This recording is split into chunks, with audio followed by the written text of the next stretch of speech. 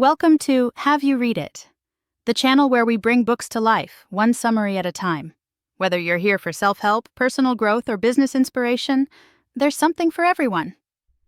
Today, we're exploring Charles Duhigg's The Power of Habit, an exploration of why we do what we do and how habits shape our lives, businesses, and societies.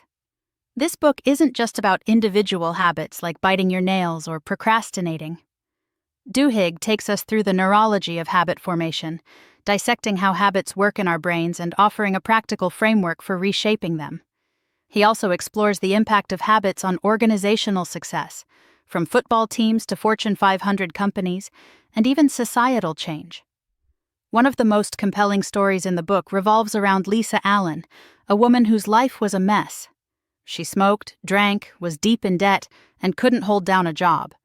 But after a trip to Cairo, where she decided she needed a goal in her life, she chose to quit smoking as a necessary step to achieving her dream of trekking through the Egyptian desert.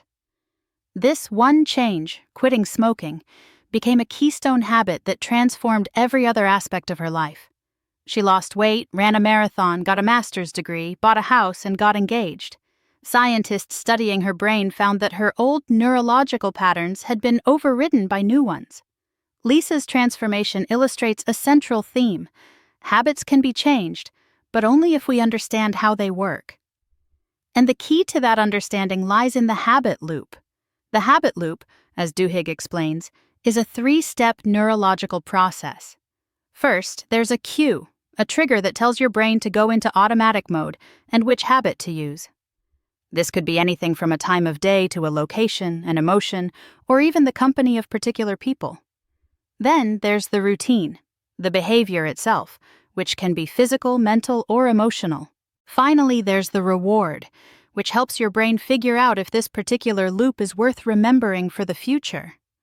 The reward reinforces the connection between the cue and the routine, making it more likely the behavior will be repeated. Over time, this loop, cue, routine, reward, becomes more and more automatic. The cue and reward become intertwined until a powerful sense of anticipation and craving emerges. This craving is the engine that drives the habit loop, making habits so difficult to break. One of the most striking examples of how the habit loop works comes from research conducted at MIT. Scientists placed rats in a T-shaped maze with chocolate at one end. Initially, the rats would wander aimlessly, their brains firing furiously as they processed new information. But as they learned the maze, their mental activity decreased. They zipped through the maze faster and faster, their brains essentially going on autopilot. The habit loop had taken over. This process, where the brain converts a sequence of actions into an automatic routine, is called chunking, and it explains why habits are so efficient. They free up our mental resources for other tasks. Imagine having to think consciously about every step involved in backing your car out of the driveway each morning. But habits can also be a curse, especially when they're bad habits. Think of fast food. One burger every now and then isn't a big deal, but those infrequent trips can easily become a weekly routine, then twice a week, until unhealthy eating becomes a deeply ingrained habit. As Duhigg points out, fast food companies exploit the habit loop with standardized store designs and foods engineered to deliver immediate rewards, like the perfectly calibrated saltiness of French fries.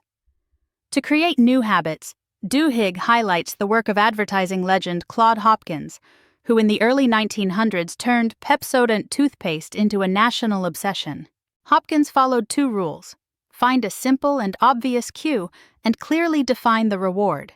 He focused on tooth film, a naturally occurring membrane on teeth, as the cue and the reward was the promise of a Pepsodent smile. What Hopkins stumbled upon, without the benefit of modern neuroscience, was the importance of creating a craving. Pepsodent, unlike other toothpastes, contained ingredients that created a tingling sensation, a craving that people associated with cleanliness. The story of Febreze, a product developed by Procter & Gamble to eliminate odors, further illustrates the importance of cravings. Initially, Febreze was a flop. People with smelly homes didn't realize how bad their houses smelled, so they didn't use the product. The cue, bad smells, was missing. The marketing team eventually realized that people craved a fresh scent at the end of a cleaning ritual, so they repositioned Febreze as a reward for cleaning, not a solution to a problem. Sales soared. The key takeaway from Hopkins, Pepsodent, and Febreze is that craving is the engine of the habit loop. To create a new habit, you need a cue, a routine, and a reward, but it's the craving that drives the loop. If you want to start running each morning, you need a cue, like putting your running shoes by the bed, and a reward, like a healthy smoothie. But it's the anticipation of that reward, the craving for those endorphins that will eventually make the behavior automatic. But what about changing existing habits? Duhigg introduces us to Tony Dungy, a coach who transformed the Tampa Bay Buccaneers from perennial losers into champions by focusing on changing his players' habits. Dungy's philosophy was simple. You can't extinguish bad habits, you can only change them. This is the golden rule of habit change. The golden rule works by keeping the old cue and the old reward, but inserting a new routine. If you want to change a habit, you have to identify the cues and rewards that are driving it, and then find a new behavior that delivers the same payoff. Alcoholics Anonymous provides a compelling example of how the golden rule works. AA doesn't directly address the psychological or biochemical issues underlying addiction. Instead, it provides a framework for changing the habits surrounding alcohol use. Alcoholics in AA identify the cues and rewards that drive their drinking, like stress or social interaction, and then find new routines like attending meetings or talking to a sponsor that provide the same relief. But there's one more ingredient essential for lasting change: belief. Research has shown that alcoholics who believe a higher power has entered their lives are more likely to maintain sobriety, not because of God, but because of belief itself. AA, by putting alcoholics in a community where belief is a given, trains people in how to believe in something until they believe in themselves and their capacity to change. This belief is often cultivated through groups, whether it's AA meetings, a church community, or even a small group of friends.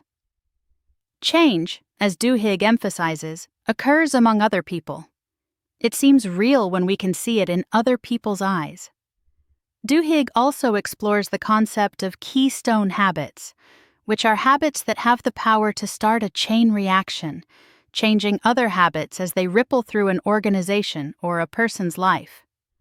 Paul O'Neill, the former CEO of Alcoa, transformed the company by focusing on one keystone habit: worker safety.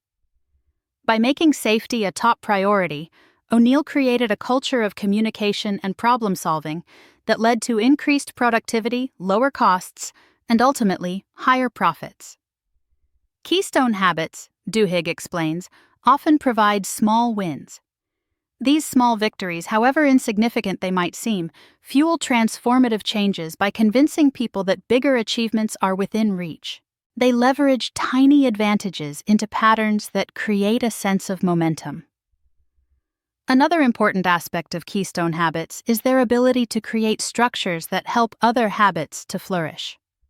For example, studies have shown that simply keeping a food journal can lead to weight loss, not because writing down what you eat burns calories, but because it creates a structure that makes other healthy habits, like planning menus and choosing healthier snacks, easier to adopt. Finally, Keystone Habits shape organizational culture by making clear which values matter most. At Alcoa, O'Neill's focus on safety created a culture where every employee felt empowered to speak up about potential problems, regardless of their position in the company. Willpower, as Duhigg explains, is arguably the most important keystone habit for individual success. Students with high levels of willpower tend to get better grades, regardless of their IQ. Successful dieters rely on willpower to resist temptation. And for companies like Starbucks, teaching employees how to make willpower a habit is essential for delivering excellent customer service. But willpower, like any other habit, can be learned.